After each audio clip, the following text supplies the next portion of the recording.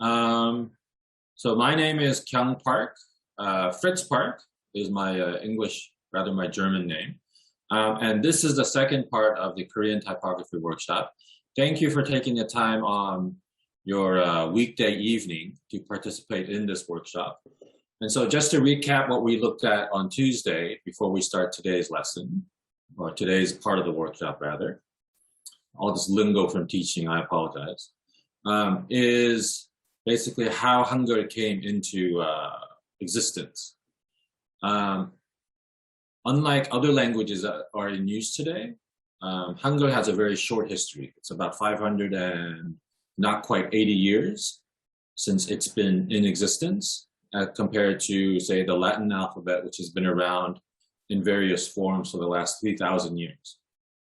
So it's a very young language, but it's also an invented language. It hasn't evolved throughout the years in many forms, and the letters themselves have not really changed throughout the years. They have a little bit, but when you compare them to, say, the Latin alphabet, they're quite minuscule in the changes that have gone through. It is a unique writing system to Korea that before the inception of Hangul was basically Chinese was the writing system that they used. The form itself, as we talked about, is also quite unique. It's not taking elements from Chinese or Japanese or other letters, but actually a conceptual sort of abstraction of sounds and of ideals that are put into written form. King Sejong is the inventor of Hangul, and the period that he was in the Joseon dynasty, in the 1440s, was relatively a time of peace. And so a lot of inventions, a lot of discoveries, a lot of studies were going on. And Hangul was a major part of that sort of intellectual exploration. This is the Hunminjeongeum. This is the proclamation of why King Sejong actually developed Hangul.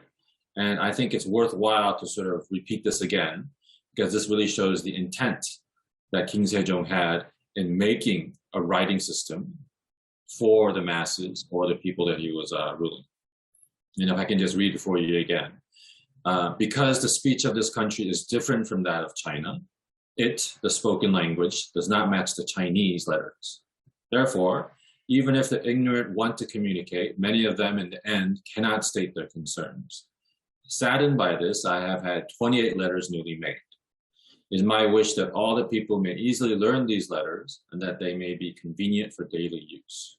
So it doesn't get much clearer than this, that King Sejong had an intent of serving the people and to provide them with something that was uniquely Korean and be able to express themselves in their own unique culture. And so to say that Hangul was designed is by no means an understatement. And Hangul itself is derived from this sort of intent. And so I think that I think is a very beautiful thing. And hopefully that is something that will be coming out in through the course of this workshop as well. One key word that always keeps popping up when we're looking at Hangul and studying Hangul is just how modular it is. And I briefly touched on this on Tuesday, that when we think of modular, we think of like Legos, or we think of like the space station where things just fit together and they fit a purpose. Well, that's exactly what Hangul is. There are shapes, there are forms, and there is that idea of efficiency or functionality, if you will, that sort of goes along with how Hangul was made or designed. And the keyword here, another keyword that this keyword that we'll be continuing on with today is modular. We looked at the consonants and just how they were formed, and basically the position that the sounds are coming from were symbolized with these very geometric shapes.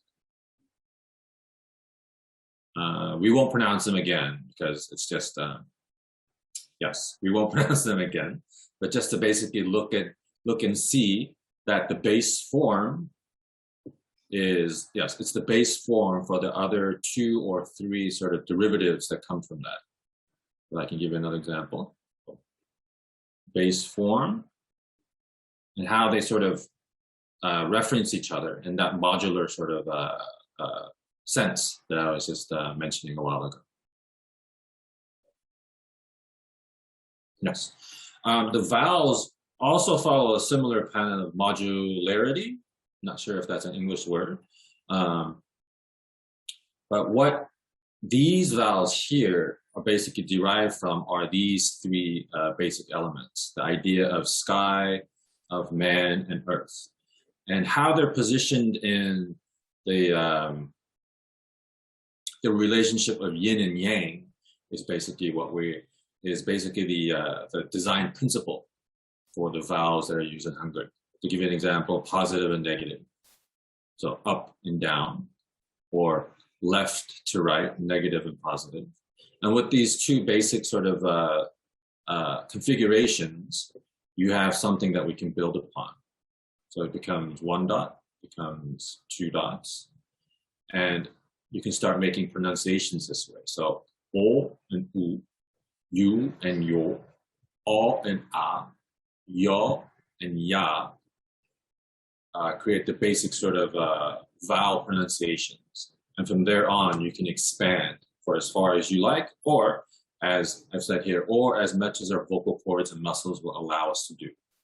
It could go on forever, but you would have to have a multitude of vocal cords to be able to pronounce those. Even here, there are some that are quite similar in pronunciation. We, wo, we, wa. And so it takes a very sharp ear as well to sort of notice those differences.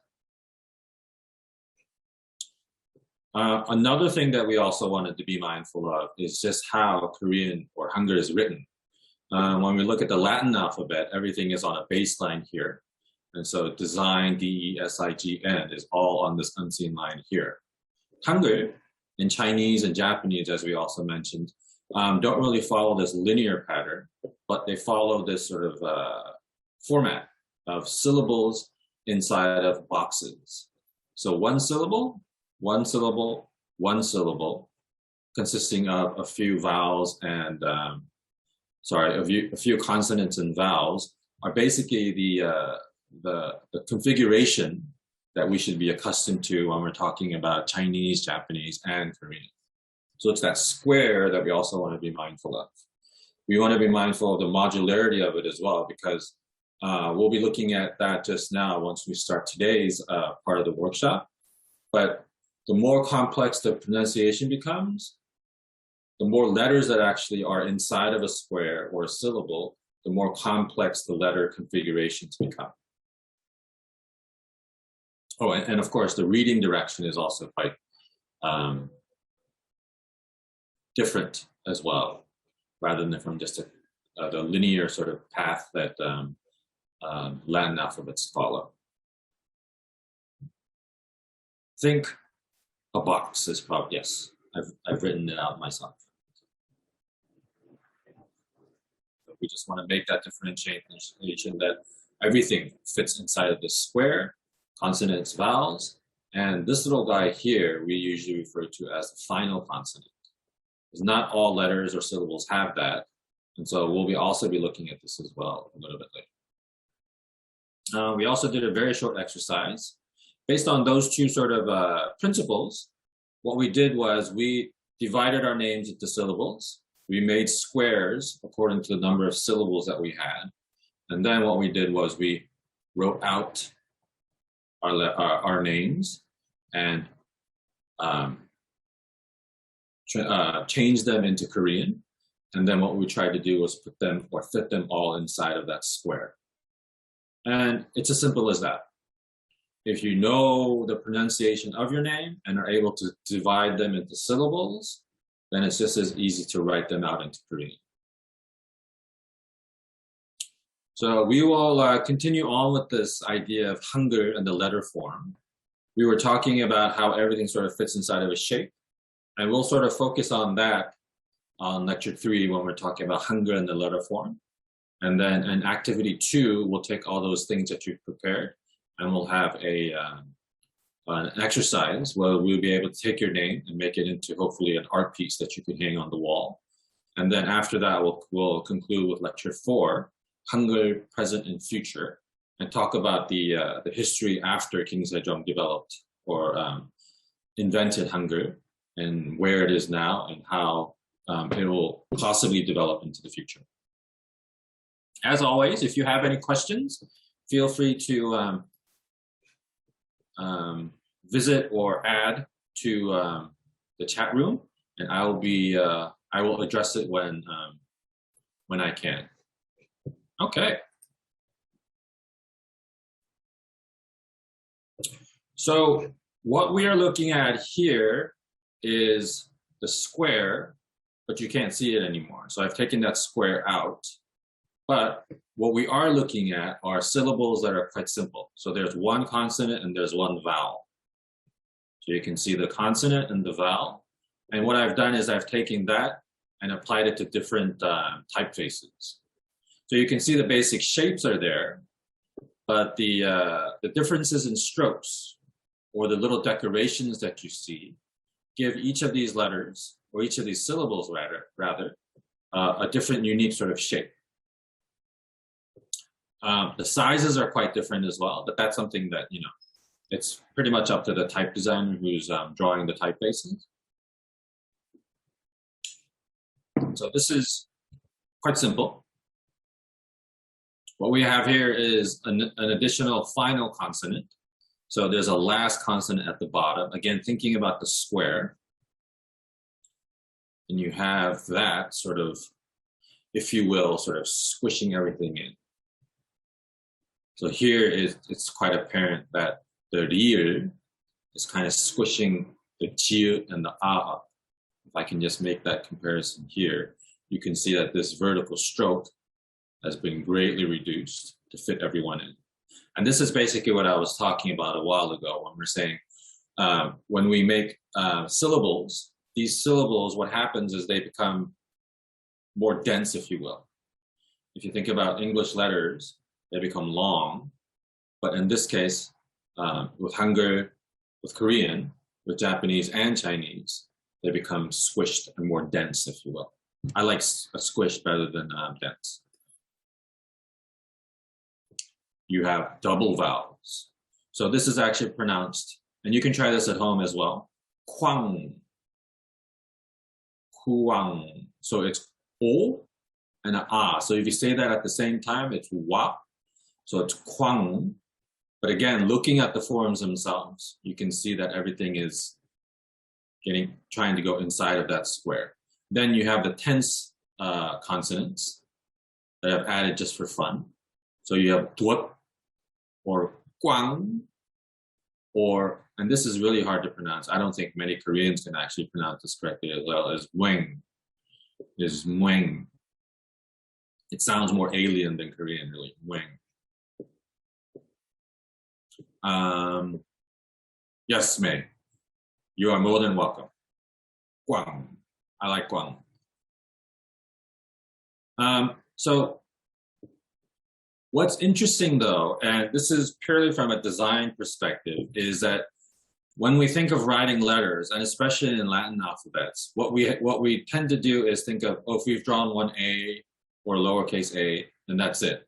But in Korean, it becomes a little bit more evolved than that, in that if you can look at these 3 examples here, this same kiok has a decidedly different form or size according to the configuration, if you will, that it has inside of that square. So the more dense it becomes, the more it has to sort of move and change shape to accommodate the rest of the letters that go inside of it. And so the more letters inside of a syllable, the more compact they become, and each of these letters have to be redrawn, if you will. So if you just have an A, and if you just have a B, or you just have a C, then in the Latin alphabet, you're pretty much okay to go. But in Korean, also in Chinese and Japanese as well, we refer to those 3 languages, that's a CJK, as Chinese, Japanese, and Korean. That's just something to keep in mind. But in CJK, we have to draw each of these syllables. Draw each of these. So 곰, 고, 곱. We can't just write them in and then they'll all sort of like fit together. And so what you're left with is a lot of syllables to draw. So the fonts that we've been using when we were writing each other's name in Korean last Tuesday, those fonts have all been designed by a type designer. And we would think, oh, maybe it could be automated. But to have a really good functioning font or a typeface, what you really need to do is have that good eye for proportion and for spacing and for density. So consonants and vowels must be drawn for each syllable. And a basic font, this is the bare basics for a Korean font, would need 2,350 syllables. So if you can imagine a typical Latin alphabet font that you would download from the internet would have anywhere from 100 to 300 unique letters and shapes and symbols to design. For a basic font in Hangul, you would need 2,350 syllables. Let me just re-emphasize that, because this page that you see here consists of 2,350 syllables. So these are all the basic letters that a type designer needs to design to issue a font that people can work with. If you have all those strange sort of words like quet or 길, these probably won't show up. So it's interesting to know that when I say basic, if you start writing letters or words in a foreign language, then some of those letters, or those syllables rather, may not pop up as existing at all.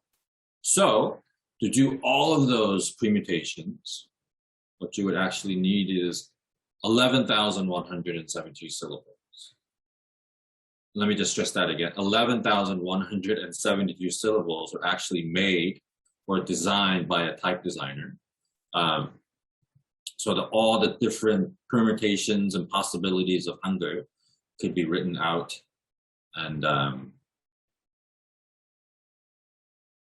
oh, Hillary is asking something, sorry. Was the language designed to be aesthetically pleasing? That's a tough question to answer. I would say languages were designed to be functional and read, I guess. And in this case too, I would say Hangul was, the primary function was to be read, to be legible, to be logical, if you will. The aesthetic part, I think, comes back a little bit later. But what I'm going to do is I'm going to show you what 11,172 syllables are. So this is the first page. This is the second page. And this is the third page. And so after a while, you got to think, this is a terrible job to have. I don't think I want to be a Korean type designer, which is my opinion, actually. I have attempted 3 Korean typefaces over the years, and I have not been able to finish one. I've gone to about 1,500 syllables and stopped at some point for some reason. Never been able to finish the basic fonts of 2,350. But there are many type designers in Korea right now who are going through, just grinding through all the individual syllables. And there are a few typefaces that are out there, free for the public to use, that have all 11,172 syllables inside of them. So this is quite a feat. When you think of all the different possibilities that you have for writing Hangul, then, and that each of those syllables have to be redrawn, this is quite a feat in itself. So the next time, if you happen to meet a type designer who is designing in Korean, you shake their hand or pat them on the back and thank them for all the good work that they're doing. Maria is asking, what do you do if you're trying to type a word and the font doesn't have the syllable you need? Yes. And so if you have just the basic fonts, Maria, like the 2,350 that I was telling you about, the 2001, and you don't have a type font, it'll show up as an X. So, so yes. So KJ is asking, oh, not really a question. Just accounting for all the possible syllables is so much work. Yes, very much agreed.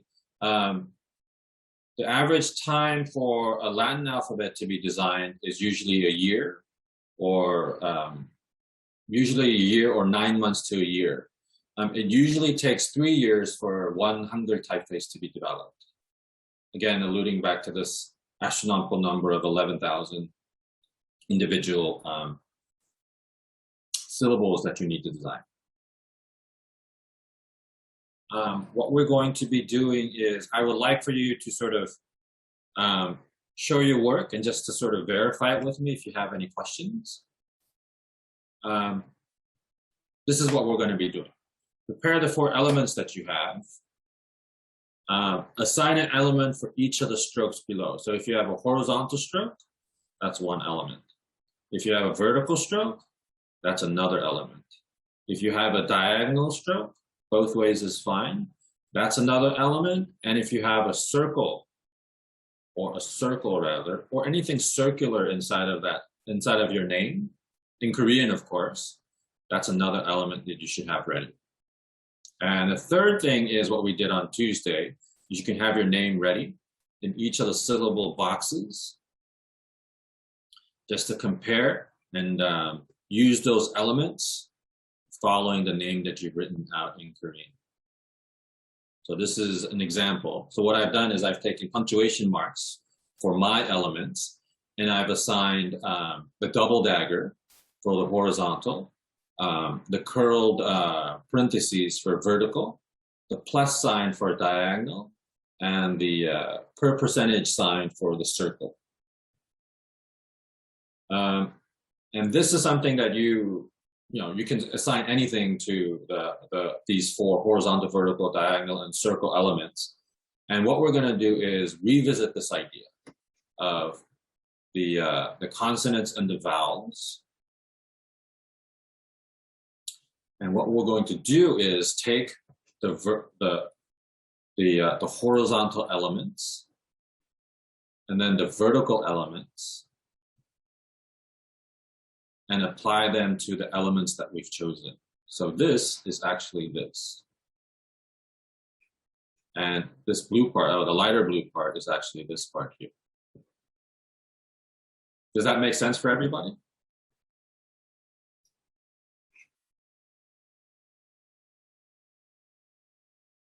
I will, good? Okay, Sumia says, yep. Everyone else is good? Oh, Hillary no. So I will just repeat what I just said. So we have these 4 elements that you've chosen. Oh, Rebecca is also lost. Yes. No worries, because we have plenty of time today. So assign an element. So you have 4 elements that you've prepared. And one element can be the horizontal line. Another element can be the vertical line. Another element could be the diagonal line. And then the final element could be a circle or any sort of circular shape that you have inside of your name. If you don't have any of these names, and I think this is a good example here, there are no diagonal or circle elements here in Toronto, then you basically have a very simple sort of pattern to work with here. But if you have a diagonal inside of your name, then you can use the diagonal. If you have a circle inside of your Korean name, then you can use this as that element. Okay, I think, yes, Hillary gets it now. And so what we're gonna do is we're gonna take all of those elements. And again, this goes back to the idea that Hangul, from its inception, was a very modular, a very design-intended writing system. And this is just a different way of sort of reiterating that point. So what we're going to do is take these elements and apply them to the design intent of Hangul. And May is asking, what is that diagonal element again? And that is just an element that I chose. if you have 4 different elements, you can choose one of those elements for the diagonal stroke inside of your name, if that makes sense. Okay, so we have, and what I like to do is really sort of for you guys to sort of take your time on how you would sort of lay out your name, because you can see here it sort of gets a little bit longer and sort of spreads out a little bit further. And I'll get into a little bit more on how you can see some are longer and some are shorter. And I'll start explaining these once everyone starts going back to what they were talking about. Okay. And Sumia is, oh, can you go back to the previous slide? This one? So this is just my example. So please don't follow this one. This is just something that I made up on the fly. So rather, if you have your own elements, I would greatly encourage you to choose the elements for each of these. So not these guys, none of these guys, but have an element for the horizontal, for the vertical, for the diagonal, and the circulars. And just start drawing that on, not drawing that, but placing them on the big sheet of paper that you have. Okay. And so what I've done now is I've enabled all of your videos to be opened up. And so during the course of, let's say 40 minutes. So for the next 40 minutes, turn on some music, get a cup of coffee or wine if you're of age, and just start thinking about how you would lay out your name using these elements. And in the course of it, if you're not sure, you can open up your video and show me, and then I'll be able to talk with you through either audio or answer your questions on the chat room. Hi. Hello. Oh, it's Sumaya, sorry. Yeah. I have really bad eyesight, so when it's small, it just looks like Sumia, sorry. Oh, okay. Well, technically, it's an Arabic name, so it's supposed to be pronounced Sumaya, but because of how the English alphabet works, it turns out to be Sumaya. Oh, well, let me just correct that for you. So this is I'm writing it in English. Sumaya. How does that sound? Sumaya. Oh, okay. I could write it that way too. I've just given you more work to do. That's okay. I'll just have to redo what I just did. So based off of what I have written on my name right now, which is basically this. Yes. Excellent. I think I got it right. Please let me know if I'm right. So I basically did it like so. So I wrote it at the top what typeface I selected. And I'm not very artistic, but I kind of did this. That's so I stated what I used for what purpose. So the horizontal, vertical, diagonal, and circle on here. And then I did this. I'm not sure if I'm accurate. No, that's actually quite, yeah. But now that I've given you a different pronunciation. I have to do it again. Yeah. Got it. And I think what's interesting is if instead of using it as like pixels, if you will, like you're making a dot for each of the shapes. Mm-hmm. So if this is like the ma, if you have like one shape for the horizontal, and that's one shape. And then you have 2 shapes at the top and the bottom. And then the vertical will have like a different shape here. Mm-hmm. And so to make them sort of as a, I keep going to that word modular. Yes. Keep going back. If you can sort of make them a little bit more modular. Okay. That would be great. Thank you. Thanks so much. Oh, hi. This is Valvirotti. Hi. Oh, can I show mine? Yes, please. Can I show mine instead? Okay. It's Maria, right? I use Valvirotti. Maria, so yes. This is the one I wrote the other day, right? So I'm going to show you. I made with Legos. I hope it's okay. Good. So that's going to be my... Okay, this is the... I don't know if you can see it properly. Let me go back. Like that. It's okay? Excellent, yes. Thank you so much. Yeah, and thank you for everything. I'm really so happy and I'm learning so much. I'm so thankful. Could I ask you to take a photo of me? Yes. At the very end, what I'd like to do is take all of your art pieces that you're doing today, and I'd like to have them on the Type Society's journal that we publish twice a year. Okay. So I'll tell you a little bit about it a little bit later. So it's totally voluntary, but if you I will do. Doesn't matter if it looks like that. no, it's okay. Great. Thank you. I will. Thank you so much. Yeah. And Karina. 네, 안녕하세요. 안녕하세요, Karina 씨. So I finished my artwork. Oh, okay, yes. Excellent. So it was actually it's such a nice activity. It's very creative. So thank you for that.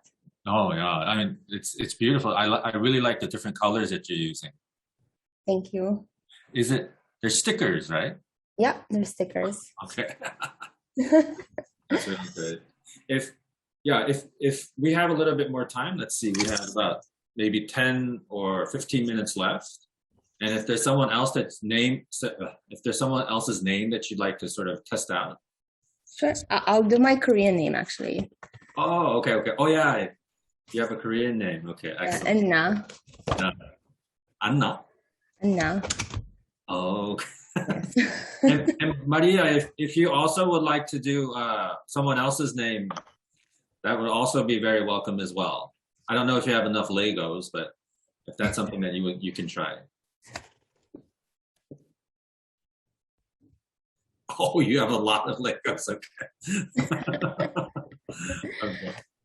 Anyone else like to share? Yes. She has a nice whole pack for the entire family, hopefully. Yvonne? Yvonne? Oh, yeah, you go. Okay. Yvonne, Kimberly, I'm going to lower your hand. Maria's hand. Maria's hand. Okay. Oh, Yvonne, could you just speak real quickly so that you can be on the lower part? Hello. Okay. Oh, and lower it just a little bit this way. This is the final one here. Oh, that's the final one. Okay. Oh, I love it. I love it. Yvonne. That's genius. And Rebecca has something going on as well. Thank you so much, Yvonne. Also, can you take a photo of it as well? Sure. Yeah, that would be really good. And then Rebecca, could you lower it just a little bit? And maybe speak so that it can be like a big, it could be at the gallery here. Hi, Rebecca. Oh, if you can just speak. Oh, did I mute you? Oh, sorry. I did mute you. If you can just unmute yourself.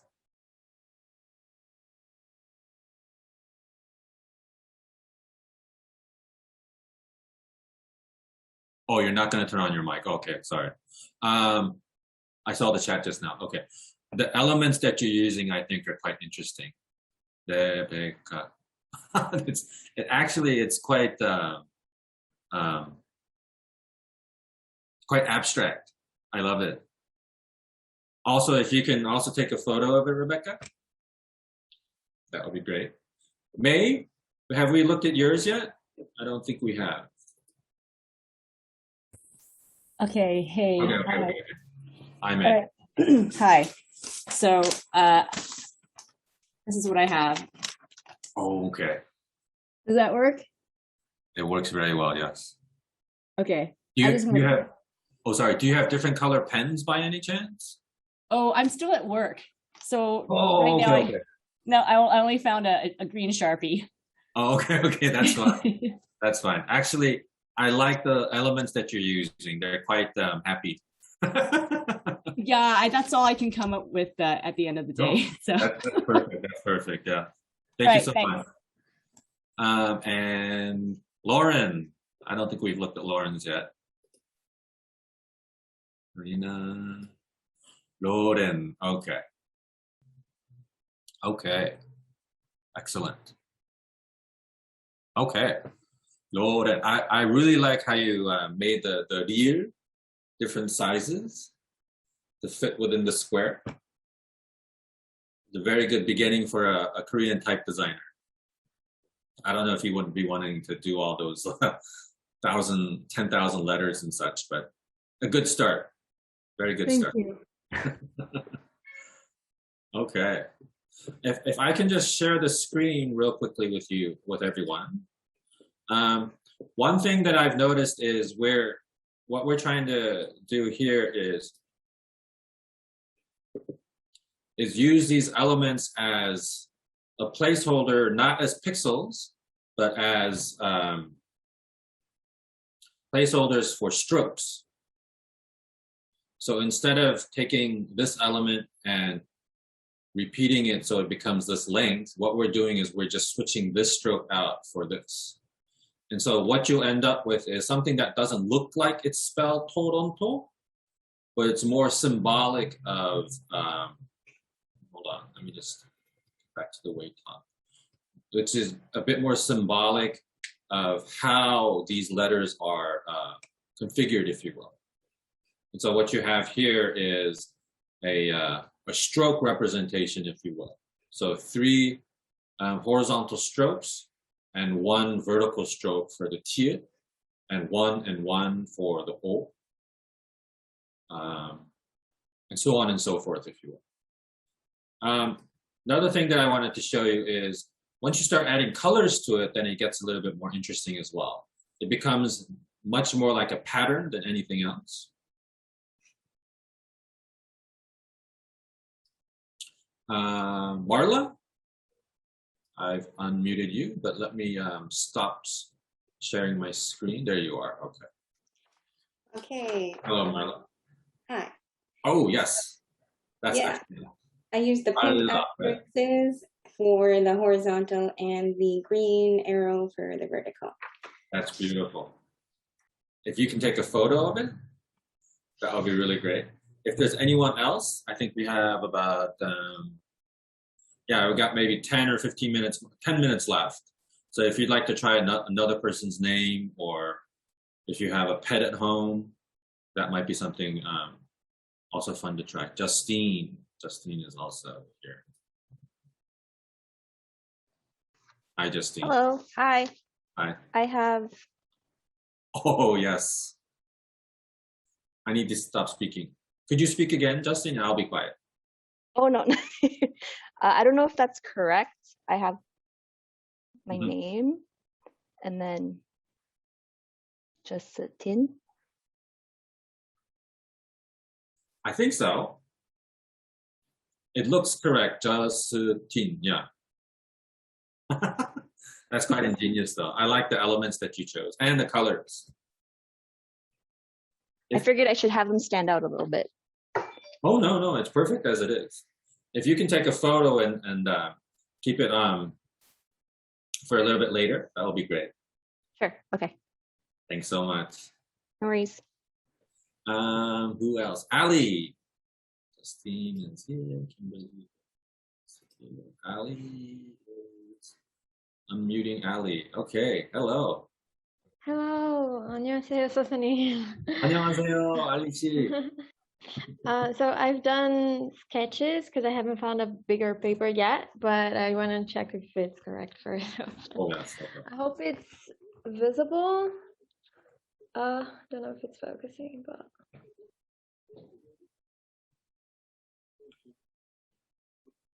Yes, I think it's it works. I really like how you did the diagonal for the deer. It's interesting. If everyone could look at Alini's for a second.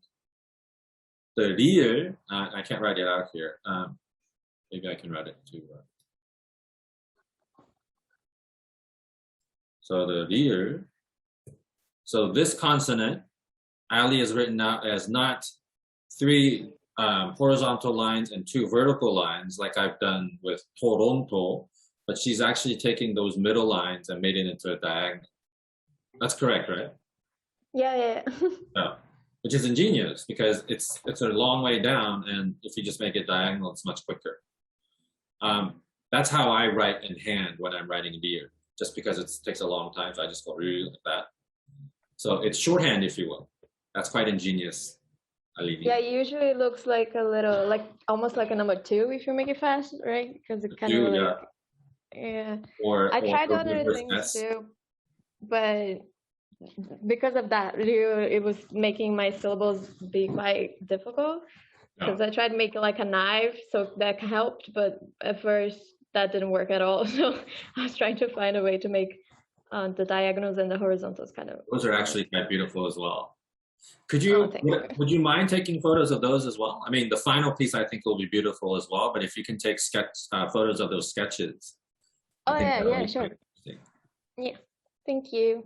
Thank you so much. I think what's interesting for me, studying Hangul and seeing your unique perspectives on how you're understanding Korean or Hangul, I think is from an academic standpoint, I think is very interesting.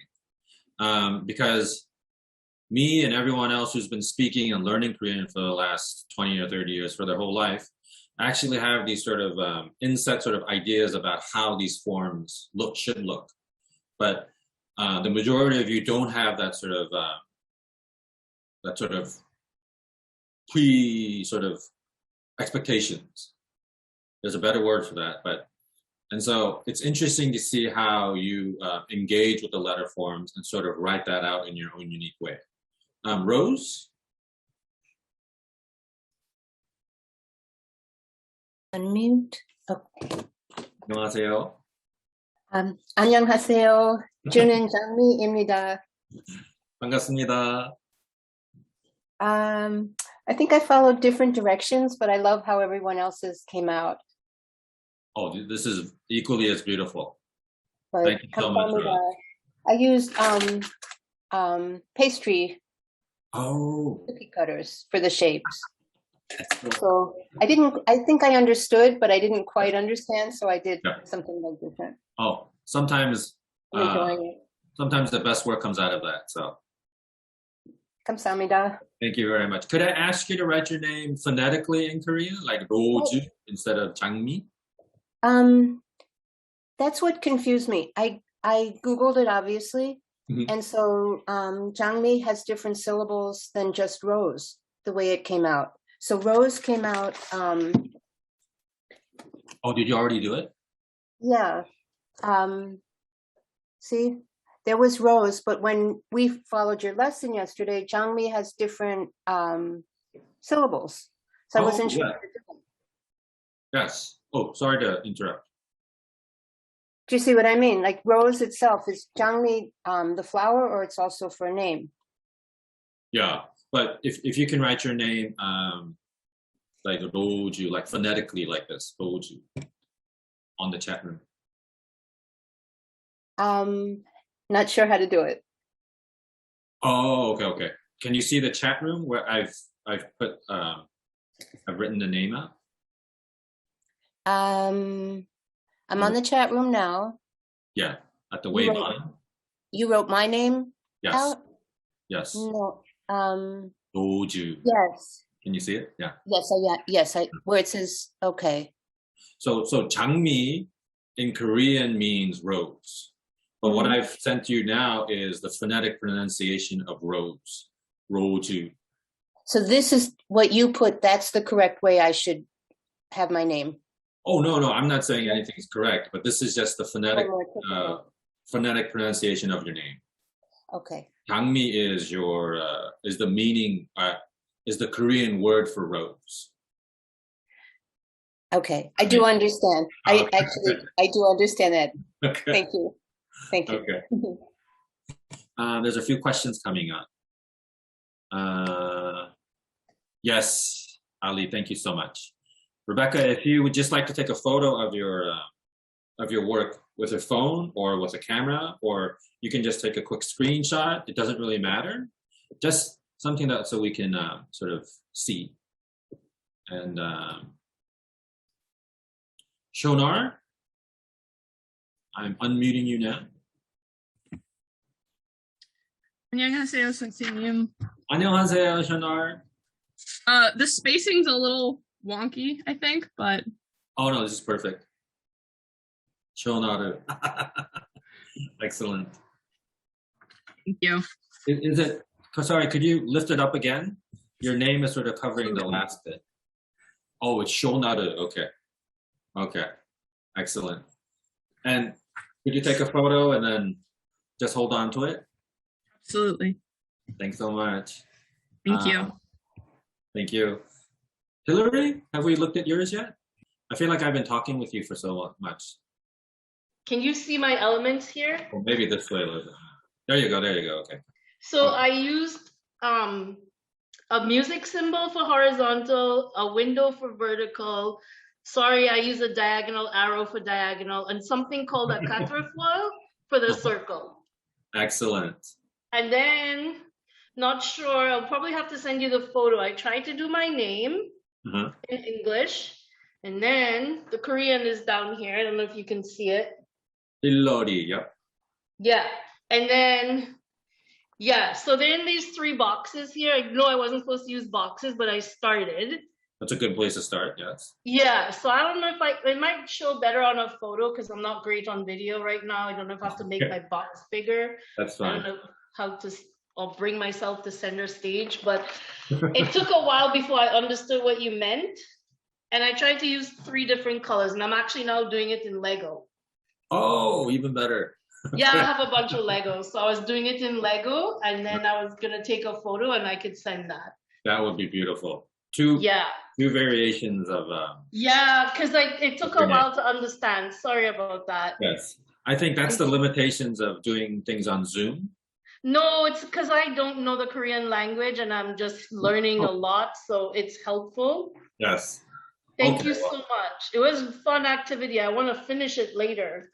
Yes, please. And if you know, if it's to your liking, maybe you can do other people's names. Like I said before, it's a great present.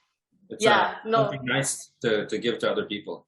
But I understood the concept, right? Am I getting the concept right? You're using these symbols of the elements to then translate it to your name in Korean and the symbols, and then using what your name is actually in Korean, and then using the symbols as how the strokes are, correct? Yes, exactly. Got it. Yes. Thank you. I understood it. Thank you.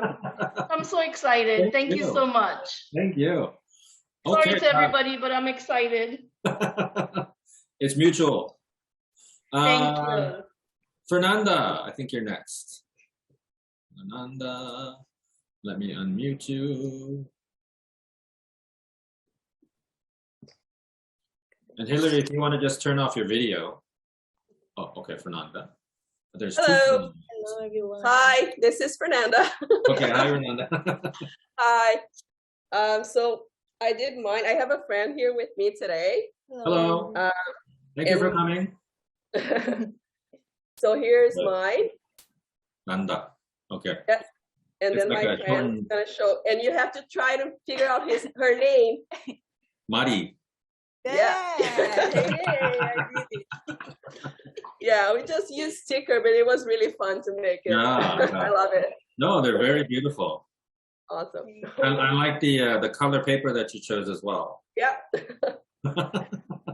Cool. Excellent. Thank you. Thank you so much, Fernanda. Or Nandashi. Okay, Maria, you have another. You have something, right? Wait. Ah, there you go. Yeah. Yeah.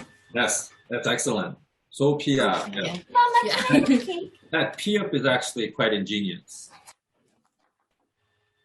The P up for Sophia, P? Yes. Yes.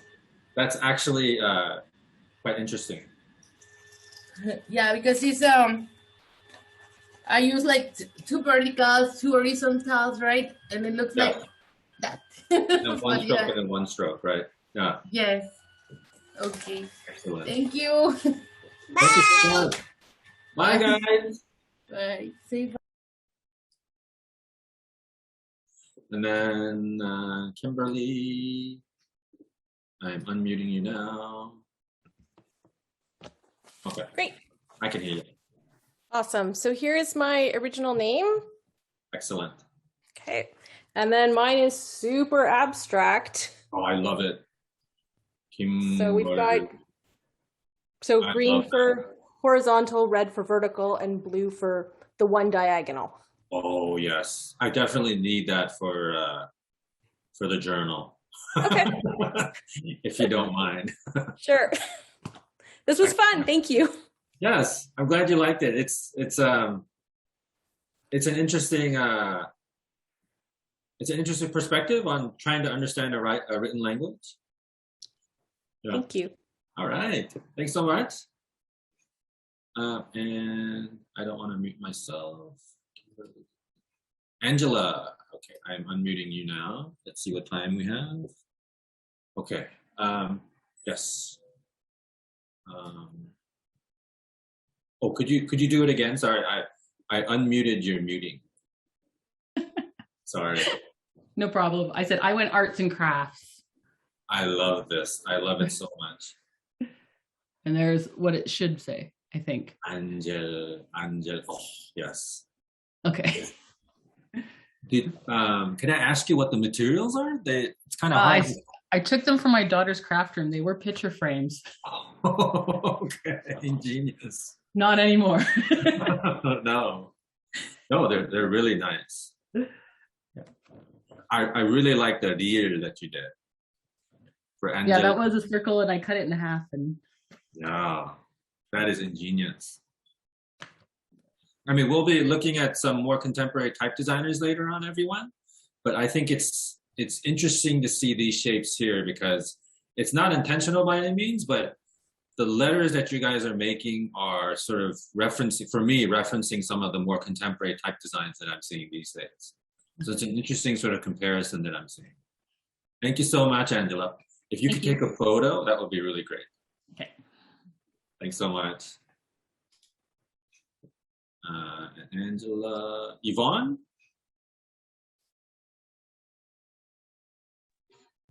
Hello again.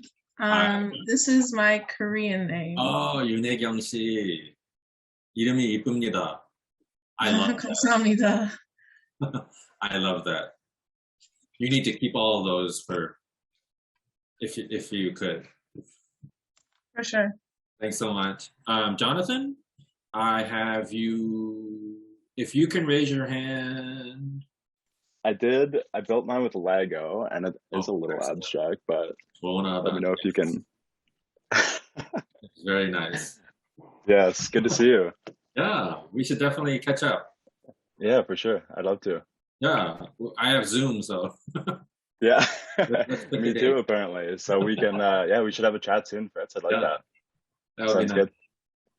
And thanks so much for doing this. It's been really great. No, everyone's work has been really great. So yeah, fun for to sure. see. Yeah. So We'll talk soon, okay? I'll send you an email. Okay, sounds good. Looking forward to it. Okay. And Reyna, let's see, Reyna, if you can unmute. Hello. I can see you and I can hear you. Okay. Oh, hopefully this doesn't fall down. Oh no. Yes, this is excellent. I wanted to do it using Lego, but the Legos are too small. So it wasn't fitting where I wanted it. So I just got creative. And here we go. Oh, this is beautiful. That's the extent of my creativity. Oh. Thank you. Thank you for thinking outside of the box. Excellent. Bye. If you can take a photo, I've been repeating myself, but I definitely need that as well. And Lynn, you have been unmuted. Hi. Hi, Lynn. Hi, can you hear me now? Yes. I can't see you, though. I can see you now. I can. Okay, here is my name in Korean, and then M&Ms. Oh yeah, I was eating M&Ms as well. I'm not sure if we'll be able to, if that'll last for very long, though. Can you turn it this way? Oh, yeah. There you go. Yeah. Okay. Beautiful. That's so funny. Yeah. Thank you. Thanks so much. And yeah, I think that's it. Anyone else would like to show their work before we move on? Or awesome, love it. Yes. Okay, so this is my Toronto. And again, thank you everyone for your hard work. I think it's really interesting to see, as I said before, a different sort of take on Hangul and how people approach it from a totally different sort of perspective and reference point.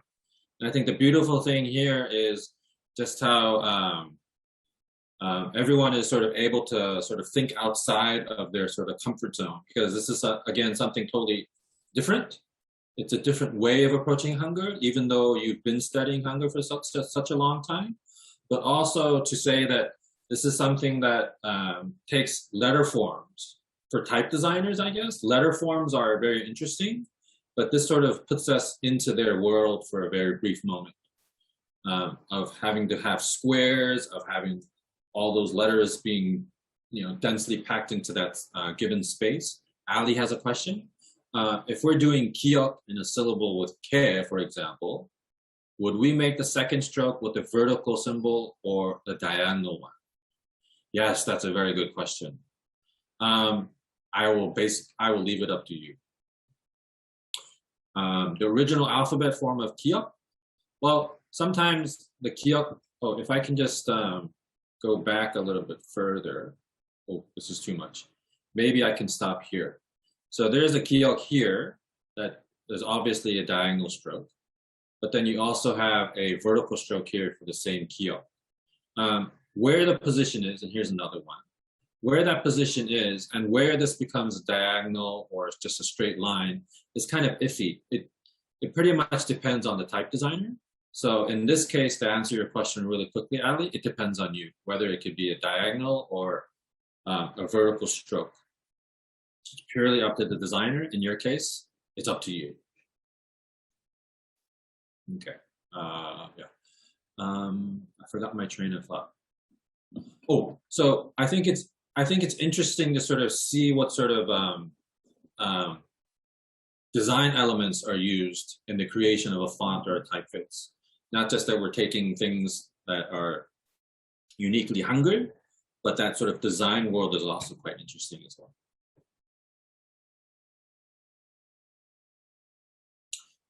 What we want to do as our last lecture is look at Hangul and see where it sort of developed after King Sejong actually invented it and sort of released it out into the world. And from then on until the present, to see what Hangul actually did, how it actually became what it is today. Because as I mentioned before, quite briefly yesterday, that name Hangul wasn't used from its inception. From the very beginning, King Sejong said, this is Hangul and this is how it will be used. That term that we use, Hangul, is actually quite a recent word. It's from the 1960s, right after the Korean War, is when that name was given to the unique Korean writing system in Korea. Yeah. So to give you a few dates, so right off the bat, Hangul was opposed by the ruling class. The ruling class being the aristocracy, the royal throne, besides King Sejong, of course. And they all sort of viewed Chinese script as being superior. Obviously, this is a very strong influence from the Ming Dynasty, that there's a lot of trade, there's a lot of influence going on in China directly to the Joseon Dynasty. So it's kind of a foregone conclusion that this would be opposed by the ruling class or the aristocracy at that time. About half a century or more later, King Yeonsangun actually forbid the use of Hangul.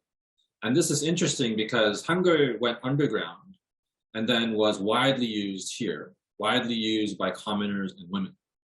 And we know this by all the letters that were written with a brush to boyfriends or to family members, and all of these are sort of found and archived to show that even though Hangul was sort of forbidden and went underground, it was still widely used by the commoners of that era. The Onmun is the Hangul research facility of that time, and Kim Jong-jong actually abolished that research facility. So it started really going underground. And then later on in that century, Hangul is sort of revived and is used quite to an extent. And it sort of hangs around for a while. People start using it in their everyday lives. And what's interesting here is in the 1890s, and this is pretty much, if you can compare it with contemporary world history, this is the Industrial Revolution that we're talking about. This is the colonization of Asia that we're talking about. And so Korea, or the Joseon dynasty of that period, being part of the larger part of Asia, that sort of industrialization or that sort of colonization, or the many missionaries of Catholicism and other Christian religions actually, coming in and sort of permeating the land, there is a very strong sort of movement, if you will, to adopt Korean as a national language, just sort of as a retaliation from all that Western influence that was coming in unadulterated, if you will, into the Asian culture at that time.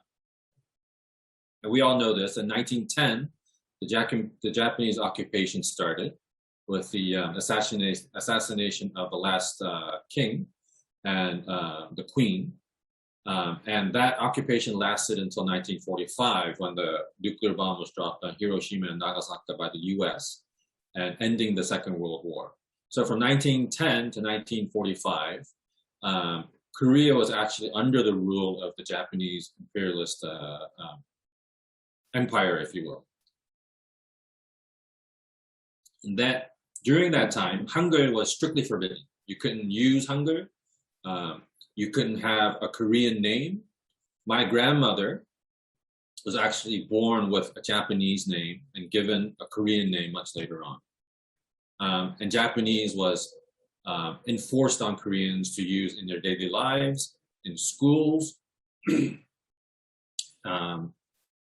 and basically to make that switch to obliterate all Korean culture and to switch it with Japanese. So you can imagine Hangul being pretty much lost during this time.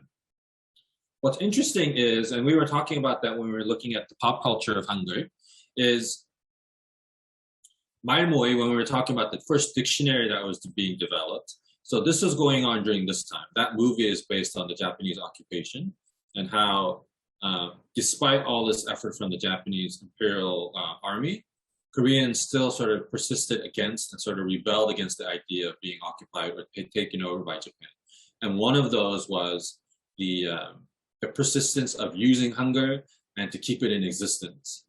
And one of the sort of bigger landmarks of those times is that dictionary that was being developed. And so it's an interesting sort of period, not just for Hangul in itself, but for the Korean, for Korean history in general, just to see how that sort of resistance to Japanese occupation was going on.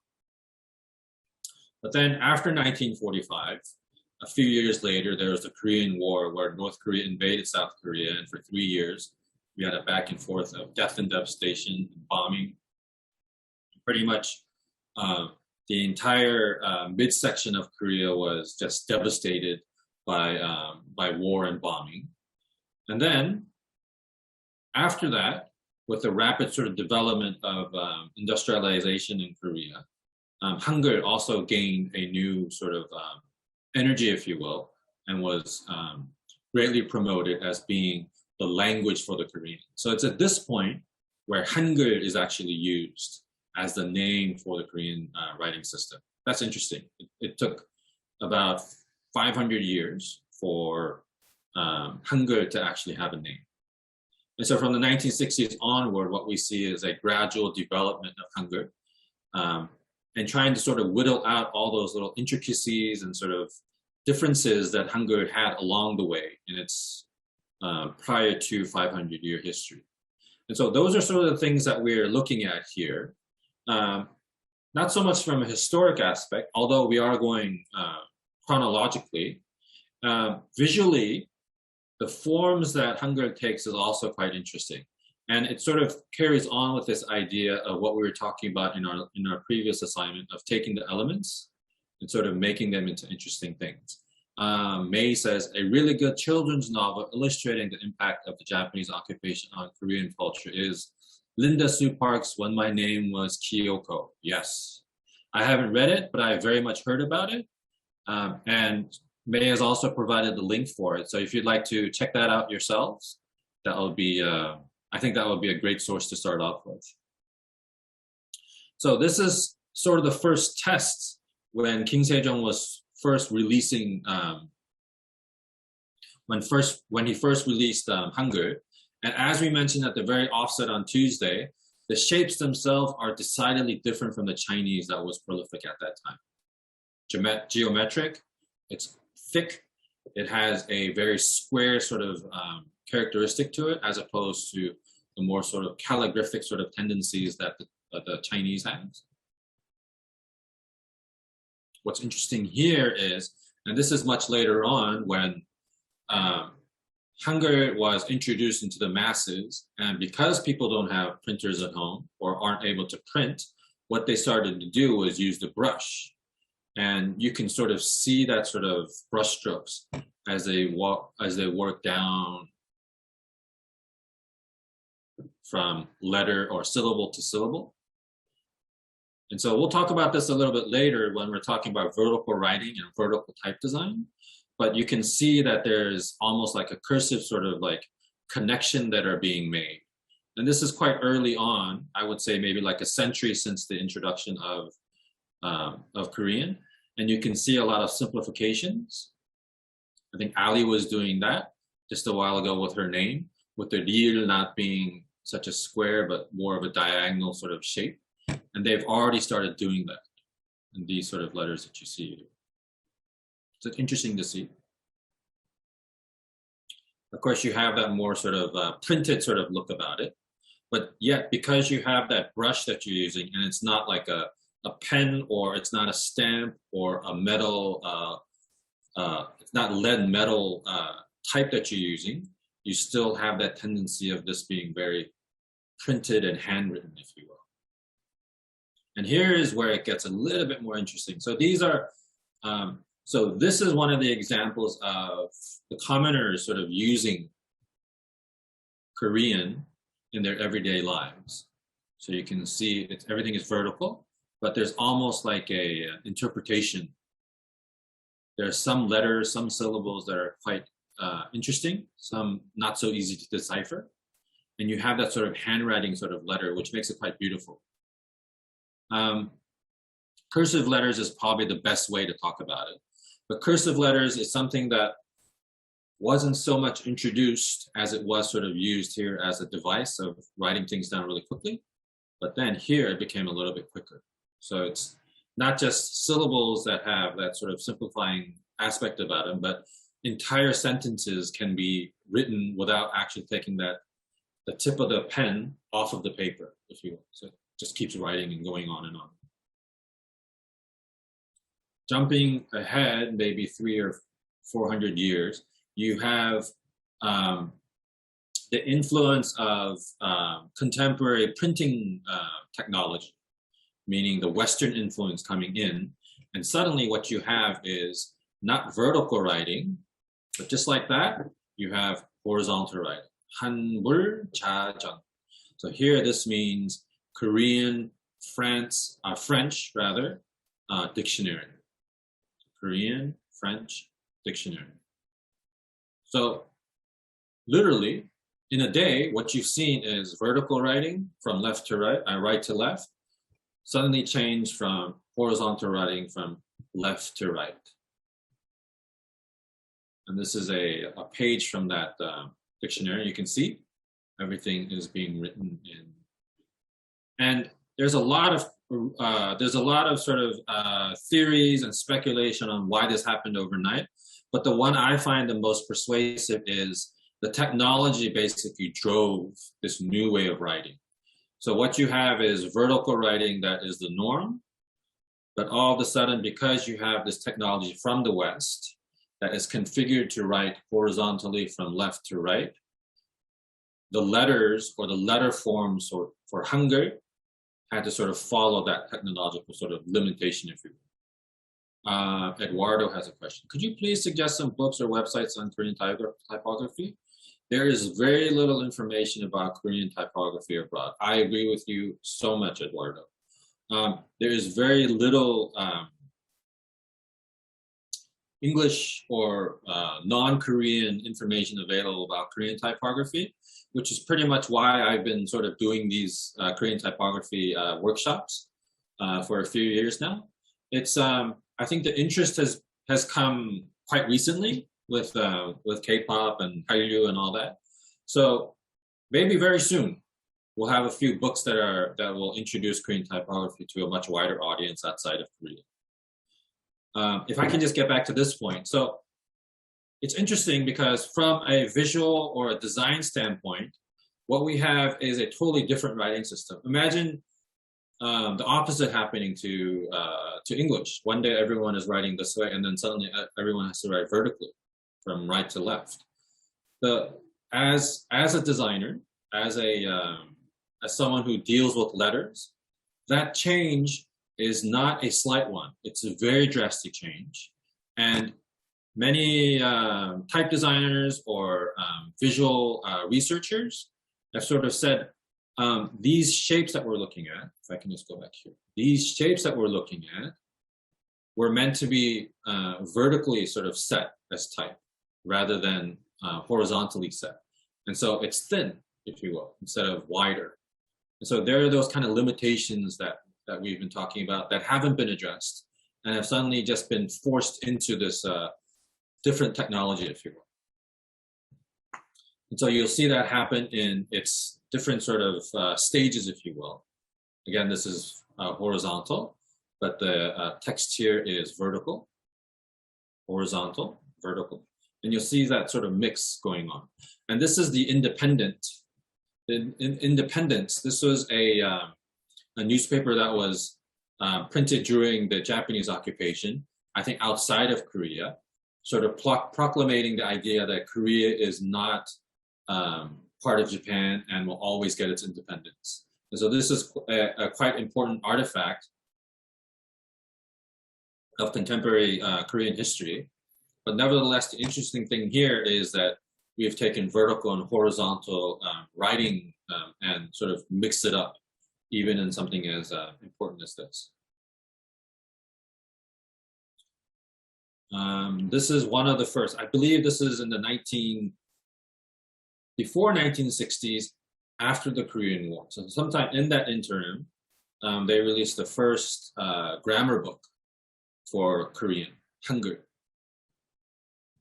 Then you'll see that idea of how they would mix English with Korean.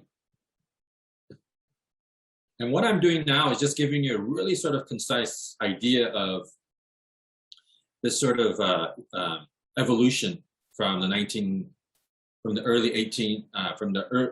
1890s, until present day. And there's so many different sort of changes that have been going on, but what I'm doing is just basically taking you through some of the major landmarks. And so what you're seeing here are Korean fonts that have been developed not by Koreans themselves, but were developed by people in other countries. In this case, London. The Monotype company was hired to develop a set of Korean fonts for machines that would be shipped over to Korea. And so these are a few sort of test runs that they did. And I won't get too deep into it, but because they don't have that sort of inset knowledge of how Korean should look, even to me looking at it today, it's kind of sloppy, if you will. It's not done by someone who understands Korean, let's say. And this is the very first page of the 말모이 movie, the dictionary that the movie 말모이 is based on. And again, you can see that everything is horizontal. This is interesting. This is one of the first typewriters that were developed for Korean. And if you guys know how a typewriter works, if you press down on a key, there's a hammer that's in front of you, and it hits the paper and it leaves a mark subsequent to the letter that you're writing. So A, B, C, D, and it goes on and on. But the interesting thing about Korean, Japanese, I believe Vietnamese, and Thai have what we call a 2-byte system. And in 2 bytes, what we're talking about here in Korean specifically is this very last consonant. So what you would have to do for this when you were writing on a typewriter was push down the shift key, and that will lower the hammer. And then when you press on the letter that you want, it would slam against the paper, but a little bit lower. And so what they had was a mechanical sort of positioning in place for typewriters, and you would have these kinds of odd shapes here.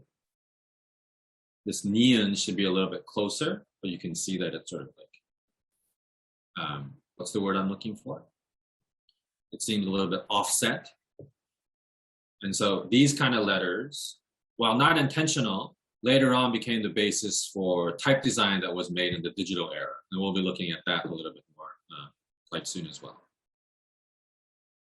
This is a magazine from the 80s, 1982, I want to say. And you can see here that the horizontal writing is in full-fledged now. It's been accepted. Different sort of typefaces have been developed to be read horizontally, so you can see it's a little bit wider now than in previous examples that we've seen. So it becomes a little bit wider. And the typesetting you can see here is, although not perfect, we'll make do with what we have is probably the description that I would say for what we're seeing here. Everything here was photo typeset or set with lead type. So what we have here is a full switch to horizontal writing. And this is a newspaper ad for a magazine. And you can see the different types of Korean or Hangul that is being used. And jumping forward, maybe in the last, I would say less than 10 years, what we've been seeing here in Korea is a revival, if you will, of these older sort of more traditional letter forms. And along with that is this idea of, so what is a true sort of shape or letter form that Hangul has? And what I want to show you is a few examples. This is 바람채. This is made by a type designer named 이용재. He also has a type design school that he runs here in Seoul. And he's been sort of pushing for that idea of looking back at older traditional records, finding the letter forms there, and sort of applying them to more of a digital background. Not digital background, but a digital application. Yes, May, thank you. Thank you for joining. Yes, please keep on lookout for following communications. And along with that, this idea of vertical writing has been reintroduced. Oh, this is another font that I want to introduce you to, 정인자. And so what you'll see is this exploration of like different shapes that, different densities, if you will, almost, that Hangul has or has been sort of newly been introduced to, if you will. And this is 교웅채. It's really hard to pronounce, 교웅채. But if you recall in one of the earlier archives that we were looking at, when they were writing each syllable, they sort of simplified it. And this person has taken that idea and sort of applied it to a digital font. So you can, this is 물, so it's a rir, but you can see that they've made it a little bit more extravagant than it should be. And they've sort of connected and made that a little bit more interesting. There's also a stroke here that's not needed, but just to give it that idea of it being written in script is beautiful. And these are all digital fonts that you can download and use. They're not free though, of course. And so if you see them in vertical handwriting, then you see, oh, okay, so there is definitely a path that Korean letters follow when they're set vertically rather than horizontally. And so that's something that Korean designers are revisiting and saying, hey, it's interesting that we have been doing everything horizontal for the longest time. Maybe we should start revisiting the vertical typesetting.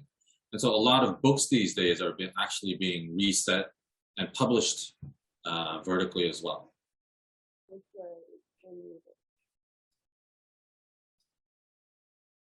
few other examples.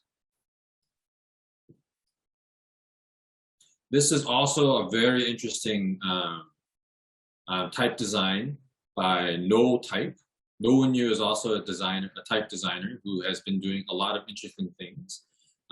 She released a font called Soriche, and this font actually takes those F pronunciations, those TH pronunciations, and those pronunciations that were hard to actually write in Korean, and have taken those and sort of applied them into a different way. So this is P up without the little thing, but you put it up there and it becomes an F. And this looks like a P up, but it's actually a V.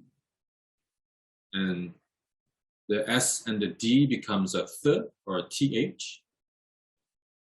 And so this is a font that's been released and you can use it. But the really interesting thing is, yes, Ali, the F is so smart. Yes, I agree. But this isn't totally something from her own design. Where this actually comes from is all the ledgers from all the people who were trading during the Joseon period. And some of those ledgers have been found to have people who they were trading with from the Netherlands or from Spain or from Southeast Asia. And they had to write down these names just by hearing them. So these traders basically made their own alphabet. And this is basically where that font, this typeface, takes these letters from. So this is the English version. This is a Japanese version. Well, not Japanese version, but these are for the Japanese letters that are unpronounceable in Korean. Then this is the Chinese. So it's interesting how it probably won't be circulated into normal everyday life, but I think the attempt, is quite interesting. What I'd like to show you for the rest of the slides is artwork that is based on Hangul. And this is by An Sang-soo. He's, if I may be so bold, the godfather of Hangul design, contemporary Hangul design. And he's been doing this kind of work since the early 90s. And he's been exploring the beauty, the shape of Hangul. This is a poster from CBR Graphics, and he's basically doing the same thing that we were just doing in our previous exercise, is taking elements and writing Korean. Chuk. Chuk is congratulations. Another example from CBR, again, taking that cursive writing of not taking your brush off the paper as you're writing. It has a sort of it has a liquid feel to it, very fluid. This was a poster for an exhibition where a type designer in the early 30s up until from the 30s to the 70s was a retrospect of that type designer's work and just showing the breadth of the type design that he did at that time. This is a poster by Paper Press, also another graphic design studio here in Seoul. And she has taken that idea of modular shapes and just really run with it. 도피, 자유로부터의 도피. So it's from left to right. But you can see the shapes and the liberties that she's taken on writing out Hangul in a very unique and different way. This is 화양동의 크리스마스. So what Kim Garden has done, he's since changed the name of his studio, but in 2012, what he did was he took photos of neon signs and basically taking them as modular shapes and made a Korean Christmas card, if you will. Yes, this is quite fun. I really like this one. I always show it with every workshop just because it's such an ingenious idea of taking Hangul, the characteristics of Hangul, and applying it into something totally different. And this is a poster by Jaemin Lee. And again, if you look closely, it's mirroring 4 ways, 1 statement. So again, this is just a different aspect of taking the modular, functional design elements of Hangul and sort of like reflecting it and putting it on top of its head, if you will. And yes, another poster by Jaemin Lee. And I believe this is the final one. This is taking traditional painting and sort of applying that sort of aesthetic to Korean. And I think it's just a beautiful way of sort of taking the shapes of Hangul and applying them to the tradition or the culture that it's based on. And I think that's it. No, sorry, this is the last one. Another play on shapes. 소근소근 작업실 is what it says. Might take a few minutes, but I see a lot of similarities that you've done in your work today with what I'm seeing here. And there's definitely sort of parallels that we're exploring. I couldn't say what the process was for this particular poster to be made, but I think there's a lot of parallels with what we did this evening. As I said when we were doing the exercise, the Korean Society of Typography here in Korea, they publish a journal twice a year. And what I would like for you guys to do, and if this is purely voluntary, what I would like for everyone to do is, if you finished your work for today's exercise, if you can, I'm writing the email now. If you can write your name, your full name, and where you're located, not an address, just your region, Ontario or British Columbia, just where you are in Canada, with a photo of the work that you did today. If you can send it to me here, then I will send it, I will have a short write-up and introduce your work onto the 21st, I guess, issue of Letter C. And as I said before, once the book is out, I will get a PDF of it and I will send it to everyone who sent me their work as a PDF for you to enjoy. Sending it is a bit pricey these days because everything is done by air. There's no surface mail because of the pandemic. But I'll make sure that you get a PDF of the work that was published in the journal. Okay. Any last questions?